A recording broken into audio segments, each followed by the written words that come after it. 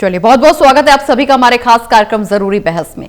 America Iran जंग हर रोज नए मोड़ ले रही है। मिडिल ईस्ट में बढ़ते तनाव के बीच जब जब ऐसा लगता है कि शायद अब हालात सुधर सकते हैं, बस तभी कुछ ऐसा हो जाता है जिससे पूरी दुनिया इस युद्ध पर फिर सोचने को मजबूर हो जाती है कि आखिर इस सीज फायर, धमकी और हमले का सिलसिला कब थमेगा। दरअसल राष्ट्रपति डोनाल्ड ट्रंप ने होर्मुज स्ट्रेट को लेकर ईरान के बाद अब ओमान को भी धमकी दे डाली है। ऐसे में विश्व शांति को लेकर एक बार चर्चाएं फिर तेज हो गई हैं। साथ ही कई सवाल भी खड़े होने लगे हैं। सवाल ये कि आखिर डोनाल्ड ट्रंप की तानाशाही कब तक चलेगी। सवाल ये भी कि ट्रंप की तानाशाही की कीमत कब तक पूरी दुनिया चुकाती रहेगी। एक बड़ा और अहम सवाल ये भी कि अमेरिकी राष्ट्रपति डोनाल्ड ट्रंप की सनक और मिडिल ईस्ट संकट का अंत कब और कैसे होगा। आज की चर्चा इसी मुद्दे पर होगी।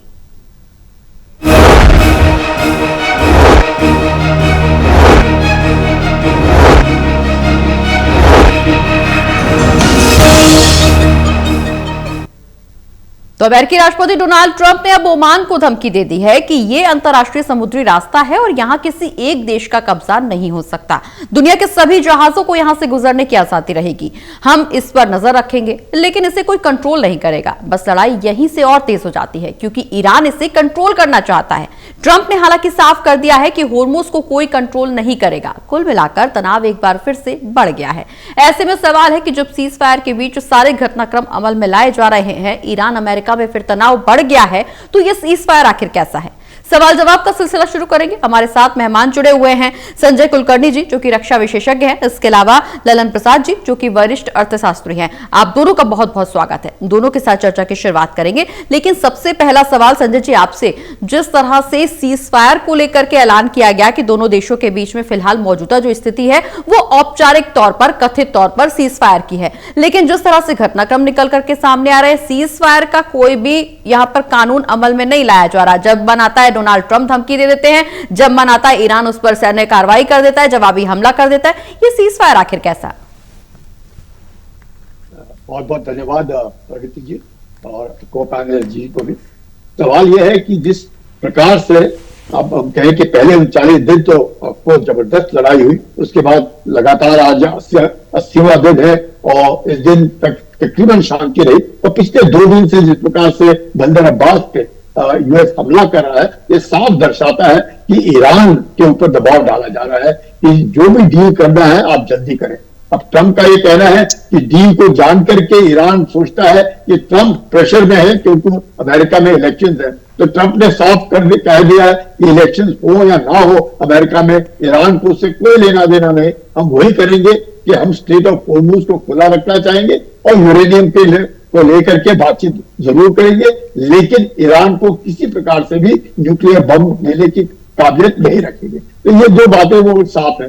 इसके बीच में उन्होंने देखा कि ओमान भी बीच में आकर के कहीं ना कहीं ईरान के साथ खड़ा दिखता था, क्योंकि स्टेट ऑफ होर्मुज उत्तर और दक्षिण में ओमान और उत्तर में ईरान, उसको लेकर के स्टेट ऑफ होर्मुज कंट्रोल हो रहा था। लेकिन जो कंप्लीट उसकी जो घेराबंदी है वो अमेरिका ने कर रखी है। और ऐसे इसमें अगर ओमान सोचता है कि वो ईरान के साथ जा मिलेगा, तो फिर तो वो अमेरिका की जो सोच है उस सोच से बिल्कुल ही पलटवार वाली सोच, उल्टी सोच है। तो इसलिए उसने ओमान को भी धमकी दी है कि अगर ओमान ये सोचता है कि ईरान के साथ मिलकर के स्टेट ऑफ होर्मुज के ऊपर वो कोई भी कंट्रोल कर सकता है, तो वो ओमान को भी उड़ा देंगे। मतलब इस तरह की जो धमकी दी है कि ओमान को हम नहीं छोड़ेंगे और ईरान को तो छोड़ेंगे ही नहीं। तो ये जो साफ दर्शाता है, लेकिन मुझे लगता है कहीं ना कहीं बातचीत पे हो रही है और ये जो सेल्फ डिफेंस पे भी हरकत हो रही है, जहां पे ईरान ने भी हमला किया है यूएस के बेसिस के ऊपर, तो ये सब दर्शाता है कहीं ना कहीं नर्म एक तरीके से नरम भी पड़ रहे हैं, दबाव में डाल रहे हैं और चाहते हैं कि स्टेट ऑफ होर्मुज खुला रहे और ऐसा खुला रहे उसके ऊपर किसी का भी कोई कंट्रोल ना रहे। सिर्फ मतलब जैसे अमेरिका कह रहा है हम इसके ऊपर कंट्रोल नहीं करेंगे, लेकिन हम इसको देखते रहेंगे, इसके ऊपर कंट्रोल किसी का भी नहीं होगा। तो ऐसी सोच अच्छी है क्योंकि इससे पूरे विश्व को कम से कम आवाजाही जो तेल की है, गैस की है, फर्टिलाइजर की है, कम से कम जो ट्रेड है वो ठीक रहेगा। तो जो विश्व में इतना हाहाकार बचा हुआ है तेल को लेकर के, गैस को लेकर के, फर्टिलाइजर्स को लेकर के, तो उसमें जरूर मुझे लगता है वो फर्क पड़ेगा। उम्मीद करते हैं कि अगले 2 दिन 48 घंटे अधिक से अधिक 72 घंटे, या तो जो सिचुएशन है सुधर जाएगा या फिर बहुत ही ज्यादा खराब हो जाएगा, जिसमें नुकसान अब देखेंगे आगे क्या होता है। बिल्कुल निश्चित रूप से संजय जी, लेकिन सवाल यह है कि जिस तरह से सीज फायर का ऐलान हो चुका है, लेकिन अभी भी दोनों देशों के बीच में बातचीत की टेबल पर कोई औपचारिक घोषणा नहीं की गई है। लेकिन जिस तरह से अमेरिकी राष्ट्रपति डोनाल्ड ट्रंप की स्ट्रेटेजीज देखने को मिलती हैं, उनके बयान देखने को मिलते हैं और उनकी गतिविधियां देखने को मिलती है, पूरी दुनिया हैरत में है कि आखिर अब अगला कदम डोनाल्ड ट्रंप का क्या होने वाला है। एक तरफ वो कह रहे हैं कि हॉर्मुज स्ट्रेट को खुला रखा जाएगा, वहीं दूसरी ओर वो खुद भी कंट्रोल करने की बात पहले कह चुके हैं। लेकिन जिस तरह से वो ओमान को अब धमकी दे रहे हैं, तमाम सवाल उनकी हरकतों पर खड़े होने शुरू हो गए, क्योंकि पहले उन्होंने वेनेजुएला पर कब्जा किया, राष्ट्रपति को बंधक बनाया, उसके बाद ईरान पर अटैक किया, अब ओमान को धमकी दे रहे हैं। कुल मिलाकर के अमेरिकी राष्ट्रपति का साफ तौर पर यह ऐलान है कि जो भी कमजोर देश हैं या जो भी देश ऐसे हैं जिससे अमेरिका को आने वाले समय में खतरा हो सकता है, उस पर वो चढ़ाई करेंगे, उसको वो अपने कब्जे में लेंगे। इससे आगे आने वाले समय में क्या स्थिति बनेगी, इस पर भी चर्चा करेंगे। लेकिन ललन जी हमारे साथ जुड़े हुए हैं। ललन जी, जिस तरह से मिडिल ईस्ट में संकट लगातार बढ़ता जा रहा है, ये जंग फिलहाल 3 महीने बीत जाने के बावजूद भी कहीं रुकती हुई या कम होती हुई नजर नहीं आ रही है। रोज नए फैसले अमेरिकी राष्ट्रपति डोनाल्ड ट्रंप की तरफ से लिए जाते हैं और इससे कहीं ना कहीं पूरी दुनिया के साथ अब भारतीय बाजार पर भी, भारतीय अर्थव्यवस्था पर भी असर पड़ना शुरू हो गया है। हाल ही के दिनों का जिक्र करें तो 10 से 12 दिनों के अंदर पेट्रोल और डीजल के साथ साथ तमाम ऐसी चीजें जिनकी कीमतों में इजाफा हुआ है, जनता महंगाई की मार झेल रही है। आगे आने वाले समय में यह युद्ध कितना लंबा चलेगा इसका कोई अंदाजा नहीं है, लेकिन निश्चित रूप से अब भारतीय अर्थव्यवस्था भी डगमगाना शुरू हो गई है। देखिए, आगे आने वाले समय पर तो जो असर पड़ेगा वो पड़ेगा ही जी, तो युद्ध का लंबा असर रहेगा। और दूसरी खाड़ी अगर युद्ध बंद भी आज में बंद हो जाए तो 1-1.5 महीने उसको नॉर्मलाइज होने में लगेंगे, और इसके बाद दुनिया की इकोनॉमी को जो धक्का लगा है उसको रिकवर करने में टाइम लगेगा, क्योंकि बाकी मार्ग भी सब इतने खुले नहीं है इस समय, और सब जगह संकट है, कहीं अटैक हो जाए, कुछ हो जाए। की वजह से जो जहाज का आवागमन है, पानी की जहाज बड़े उसके जहाज, समुद्री जहाज, खाने पीने के सामान आते हैं, सब असुरक्षित पड़े हुए।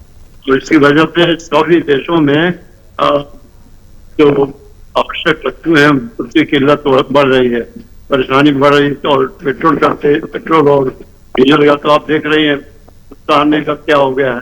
अभी तक तो सरकार ने कोशिश किया कि सबको सप्लाई पूरी मिलती रहे और हम कीमत भी न बढ़ाएं, लेकिन अब सरकार सप्लाई तो दे रही है लेकिन कीमत बढ़ा रही है, क्योंकि सभी कंपनियों को, जो तेल की हमारी कंपनियां हैं, रिफाइनरीज हैं, सबको घाटा होगा, और घाटा इतना जबरदस्त हो चुका है कि उसको रिकवर करने पे महीनों लगे। तो आपने बड़ा अच्छा सवाल पूछा कि इसमें तो हमें अब कितना लगेगा इसको रिकवर होने में। जो अभी जो स्थिति चल रही है वो चली रही है, आगे भी परेशानी होगी। दूसरी बात ये जो सबसे बड़ी चीज है कि जो अहम मुद्दे इन दोनों देशों के बीच में है, उनमें किसी पर भी सहमति नहीं हो रही। अब जैसे हॉर्मुज का ही मुद्दा है, अब ईरान कहता है कि हम ओमान मिलकर इसको मैनेज करेंगे, तो वो अपने मनमाना चार्ज करेंगे, दुनिया के देशों को परेशान करें। अब ट्रम्प कहते हैं कि हम इसको खुला छोड़ना पड़ेगा, और अंतर्राष्ट्रीय कानून के हिसाब से भी ये खाड़ी तो सकते नहीं है, ये किसी एक पर्टिकुलर देश के लिए नहीं टूटेगा। और आज तक ऐसे ही होता रहा है, और जो समझौते भी अंतर्राष्ट्रीय उसके हिसाब से ईरान तो उन समझौतों की बात है, लेकिन ईरान भी उन समझौतों को नहीं मानना चाहता, क्योंकि उसको लग रहा है कि अभी इसमें अगर हम दोनों ओमान और हम मिलकर करेंगे मैनेज तो अरबों डॉलर का फायदा ही नहीं। तो ये लोग नहीं सुनना चाहते। दूसरी बात जो और बाकी मसले हैं उसमें एक इजराइल का मसला तो बहुत महत्वपूर्ण है जी। देखिए, ये जो अब्राहम एक्कॉर्ड वाली बात है, अब एक्सेस कर रहे हैं ट्रम्प की, ये खाड़ी देश है इसको मानने और इस पर एग्रीमेंट साइन कर दें तो मतलब कि इजराइल मान्यता दे दें। अब 2-3 देश तो हैं जो ऑलरेडी मान्यता दे चुके हैं या उनका संबंध इजराइल से हो चुका है, लेकिन जो सबसे बड़ा अड़चन आ रहा है सऊदी अरब, पाकिस्तान, ये तैयारी नहीं है इस बात के लिए। सऊदी अरब ने काफी स्टेटमेंट दिया और पाकिस्तान में तो इसको लेकर बवाल उठा हुआ है। वहाँ के जितने नेता है और जितने जो आतंकवादी संगठन है सब ये कह रहे हैं कि हम इसको नहीं मानेंगे। और इसराइल को कोई मान्यता नहीं देगा जाए, अमेरिका जितना मर्जी हमारे पर दबाव डालते, तो वो अमेरिका की तारीफ रहे हैं, अमेरिका को बेच में दे रहे हैं अपना, और जो अमेरिका कर रहे हैं इसराइल को मान्यता दे तो स्थिति तो डवाडोल है अभी पूरी। अब देखिए इसराइल ने आज लेबनान को भयानक हमला किया और बहुत से रिहायशी मकान में वहां पर जल गए हैं और बहुत लोगों की मृत्यु हुई है और युद्ध ने एक भयंकर रूप ले लिया। तो इसराइल मानेगा नहीं, इसराइल तब तक नहीं मानेगा जब तक कि इसराइल को मान्यता नहीं देते लोग। और अमेरिका का प्रेशर है, लेकिन इसराइल का प्रेशर भी अमेरिका के ऊपर है जी, क्योंकि इसराइल के लोग या यहूदी अमेरिका में बहुत प्रोमिनेंट है और अमेरिकन गवर्नमेंट कोई भी पॉलिसी जो अपनाती है वो यहूदियों के खिलाफ नहीं कर सकती। और इस लड़ाई के एक लंबी दौर तक चलने का एक कारण ये भी है कि इसराइल का प्रेशर अमेरिका के ऊपर बना रहा है, बराबर बना रहा, और वो आज भी बना हुआ। अमेरिका ट्रम्प इतने फ्री आजाद नहीं है कि वो तुरंत फैसला दें जिसने इसराइल को नुकसान। तो देखिए जब समझौता होते होते फिर उन्होंने फ्रांस एकॉर्ड की बात कर दी जी, क्योंकि जब इसराइल का दबाव पड़ा तो उनके सामने उस पर अल्टरनेटिव नहीं था। जी, तो जो अहम मुद्दे हैं पर समझौता नहीं हो पा रहा। अभी हार्मुज की खाड़ी का समझौता नहीं हो पा रहा है और ईरान कंपनसेशन चाहता, 24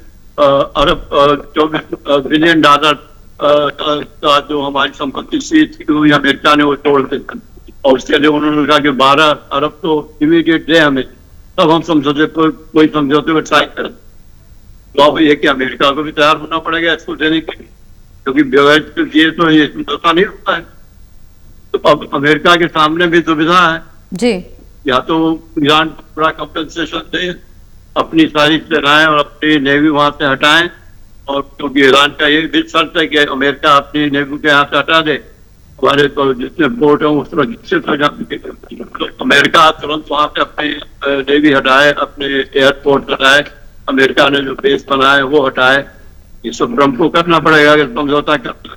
और उधर ईरान को भी समझौते के लिए बात होना पड़ेगा, अगर वो गाड़ी को करना पड़ेगा देशों के लिए।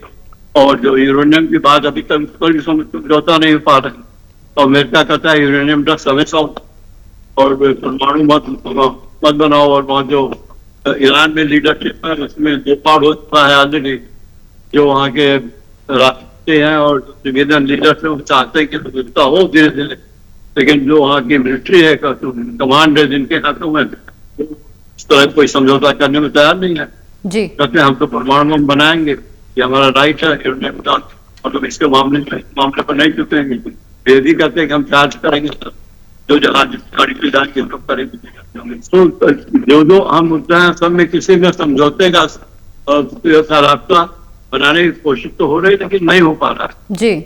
और फिर दूसरी बात ये कि जहाँ थोड़ी सी नॉर्मल स्थिति होती है कि तो अमेरिका हमला कर देता है तो ईरान। बिल्कुल, निश्चित रूप से कोई बीच की स्थिति बनती हुई नजर नहीं आ रही है। ईरान ने जो भी हमले शुरू किए हैं तो उधर लेबनान में इजराइल ने हमला कर दिया, इधर अमेरिका ने ईरान पर हमला किया है, ईरान अमेरिका के बेस पर हमला कर रहा है। तो लड़ाई रुकी कहाँ, 50 दिन से ऊपर हो गए। सीज फायर नाम का सीज फायर है, झगड़े तो रोज हो रहे हैं इन लोगों के आपस में कुछ कमीशन डेथ ही होती जा रही, कभी बिक्री हो जाती है। लेकिन जब तक अहम मुद्दों पर ये लोग ठीक नहीं आएंगे तब तक ये समझौता कैसे होगा। बिल्कुल, निश्चित रूप से संजय जी सवाल यही है कि आखिर ये सीज फायर कैसा, जब धमकी और हमले का सिलसिला लगातार बरकरार है तो सीज फायर ये आखिर कैसा, औपचारिक रूप से सीज फायर बस नाम का सीज फायर रह गया क्योंकि दोनों देशों में किसी भी मुद्दे को लेकर के फिलहाल सहमति बनती हुई नजर नहीं आ रही है। हॉर्मुज स्ट्रेट का जिक्र करें तो ईरान इस पर अपना कंट्रोल चाहता है, हालांकि अमेरिका ये दावा जरूर कर रहा है कि इस पर किसी का भी कब्जा नहीं होना चाहिए, सभी देशों का इसको सामूहिक इस्तेमाल करने की आजादी होनी चाहिए। लेकिन हाल ही में एक रिपोर्ट सामने आई थी जिसके मुताबिक अमेरिका की मंशा साफ जाहिर की गई थी, जिसमें इस बात का जिक्र किया गया था कि राष्ट्रपति डोनाल्ड ट्रंप की इस तरह की मंशा है कि कमजोर देशों को अपने खेमे में मिलाया जाए, उन पर कब्जा किया जाए और हॉर्मुज को लेकर के वो फिलहाल कुछ ऐसी स्ट्रेटेजी बनाने की तैयारी में है जिसके तहत आगे आने वाले समय में वो हॉर्मुज पे भी अपना कब्जा करना चाहते हैं। शायद इसी की स्ट्रेटेजी ये तैयार की जा रही है, उसी की कोशिश की जा रही है। ओमान का जिक्र हम कर रहे थे क्योंकि होर्मुज में ईरान और ओमान दोनों का कब्जा हो सकता है, दोनों का नियंत्रण हो सकता है, जिससे बाकी देशों को भी फायदा या नुकसान पहुंचने की संभावना है। ऐसे में अगर ओमान को कमजोर कर दिया गया तो क्या ईरान की कमर तोड़ी जा सकेगी अमेरिका की तरफ से? प्रगति जी, ईरान और जीसीसी कंट्रीज के जो रिश्ते हैं जी, वो भी इतने अच्छे नहीं जी। सऊदी अरेबिया और ईरान के भी रिश्ते अच्छे नहीं, यूएई और ईरान के रिश्ते अच्छे नहीं, कुवैत के ऊपर हमला किया है अभी ईरान ने, उसके साथ रिश्ते अच्छे नहीं। तो ऐसे हालात में कतर के साथ रिश्ते अच्छे नहीं। तो अमेरिका देख रहा है कि कहीं ना कहीं चीन जो है मध्यस्थता करने की कोशिश करता है, रूस कहीं ना कहीं मध्यस्थता करने की कोशिश करता है। तो ऐसे हालात में अगर अमेरिका ही अपना जो दबदबा है मिडिल ईस्ट में अगर वो खो बैठेगा तो ये जो पेट्रोल डॉलर से इकोनॉमी अपनी चलाते हैं अमेरिका, उसके ऊपर जबरदस्त नुकसान होगा। क्योंकि कितना भी कर ले, वेनेजुएला तो ऑफकोर्स बड़ी आसानी से उन्होंने पा लिया, और उसको पाने के बाद भी अमेरिका ने देखा कि वेनेजुएला में किसी ने कुछ भी नहीं आवाज उठाई, बिल्कुल चुपचाप वाला। और वेनेजुएला का पूरा तेल जो है अभी भी चीन ले रहा है, बाकी देश ले रहे हैं, लेकिन डॉलर में ले रहे हैं। और वेनेजुएला का तेल यूएस के लेने से पहले चीन वहां से 80% तेल उठाता था, और वो उठाता था अपने करेंसी में, युआन में।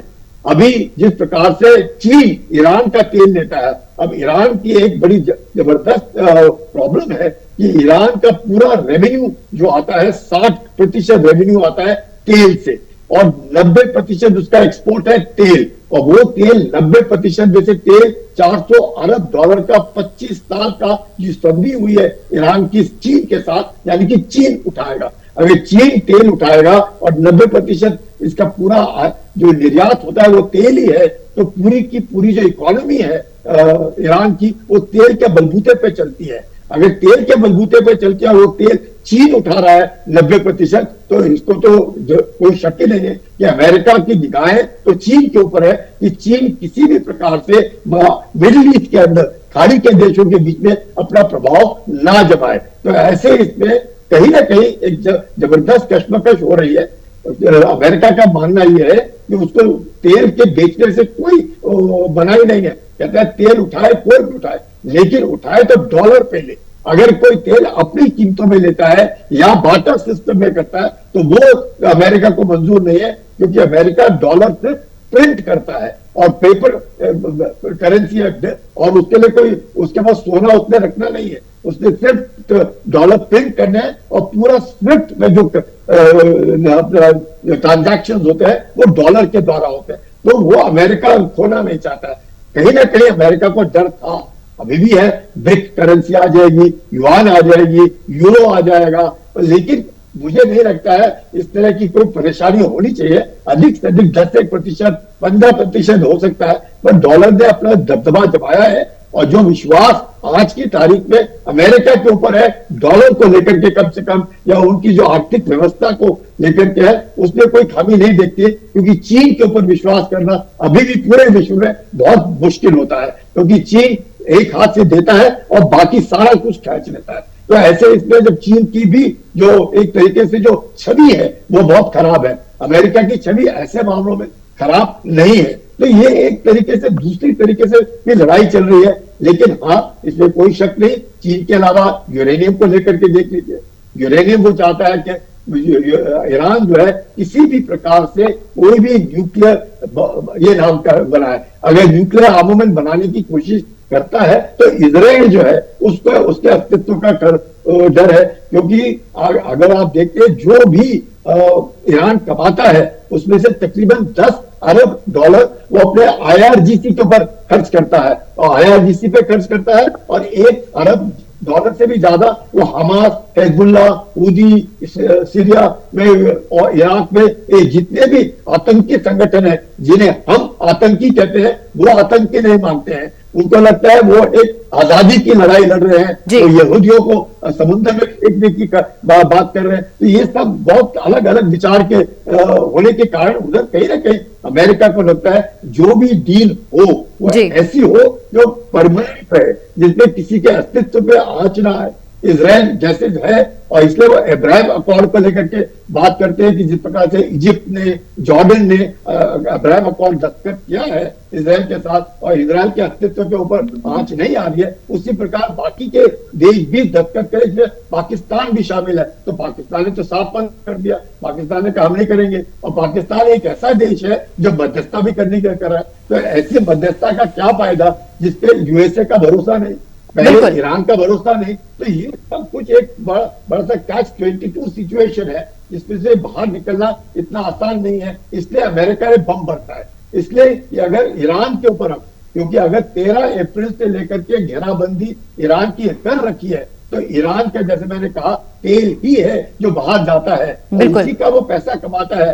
वो तेल बाहर जाएगा नहीं, वो पैसा कमाएगा नहीं, तो ईरान के हालात जो है बहुत बदतर से और खराब हो जाएंगे। वैसे ही खराब थे और खराब हो जाएंगे। तो अपने आप अमेरिका को लगता है चलने दो, जो है जैसे ईरान कर रहा है अपने आप घुटने टेक देगा। बिल्कुल तो इसमें जो चल रहा है कश्मकश में, मुझे लगता है ये परेशानी है।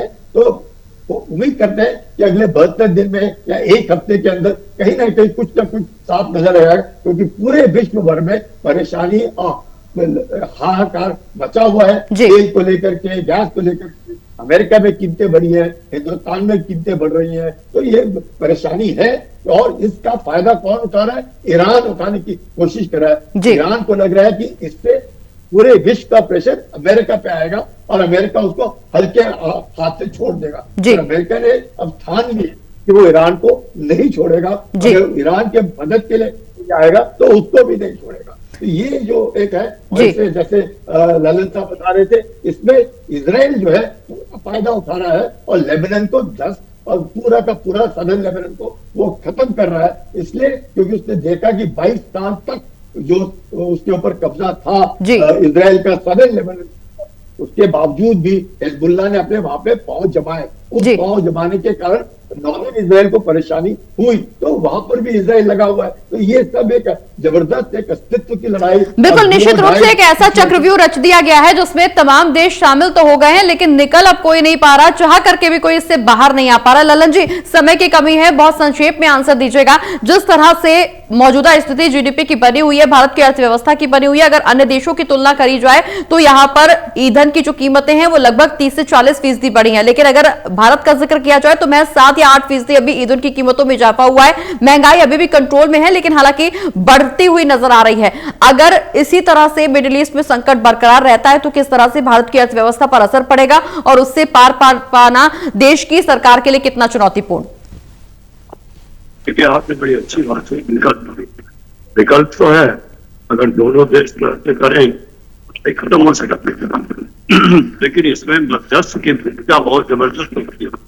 जब दो फरीक के बीच झगड़ा होता है तो जो बीच बचाव करने के लिए जाता है वो किस तरह से दोनों को हैंडल करता है, तो इसका बड़ा फर्क। अब उन्होंने, अमेरिका ने ऐसे कंट्री को मध्यस्थ बना दिया, ऐसे लीडर को मध्यस्थ बना दिया है जिसकी अपनी कोई क्रेडिबिलिटी नहीं है, अपने देश में कोई सम्मान नहीं है, दुनिया में उसका देश आतंकी हुआ घर बना जाता है। और ऐसे आदमी को आप मध्यस्थ बनाएंगे तो क्या समझौता करा पाएगा? ना तो अमेरिका का अगर सच्चा तो उसके ऊपर ट्रस्ट है और ना ईरान का ट्रस्ट है, और अगर दोनों फरीक ऊपर ट्रस्ट नहीं करते तो वो क्या समझौता करे? तो अमेरिका ने तो दिखावे के लिए खड़ा कर दिया पाकिस्तान। तो जैसे अभी थोड़े दिनों पहले जो बात चल रही थी में बात होने लग गई है और कतर में समझौते के करीब आ भी रहे थे, लेकिन तब से अमेरिका ने खुद हमला कर, ट्रंप की क्रेडिबिलिटी तो पहले ही खत्म हो चुकी है और वो दिन दिन और गिरते जा रहे हैं, जबकि उनका चुनाव नजदीक आ रहा है, सब कुछ हो रहा है। बार बार कहते हैं कि अभी समझौता हो रहा है, सेनेटर के सामने बयान दे दिया कि हम समझौते की राह पर हैं और ईरान के सामने कोई विकल्प नहीं है। बिल्कुल, तो वो समझते हैं ईरान के सामने कोई विकल्प नहीं है, लेकिन सच्चाई तो ये नहीं है। ईरान तो बराबर उनके ऊपर भी हमले कर रहा है, जो पहले एक बार वो मार रहे हैं तो ईरान भी उनको मार रहा है। ईरान ने अपनी मिसाइलें बढ़ा रखी और तैयार कर रहा है। बिल्कुल, ईरान अपने खर्चे डिफेंस पर और बढ़ा रहा है।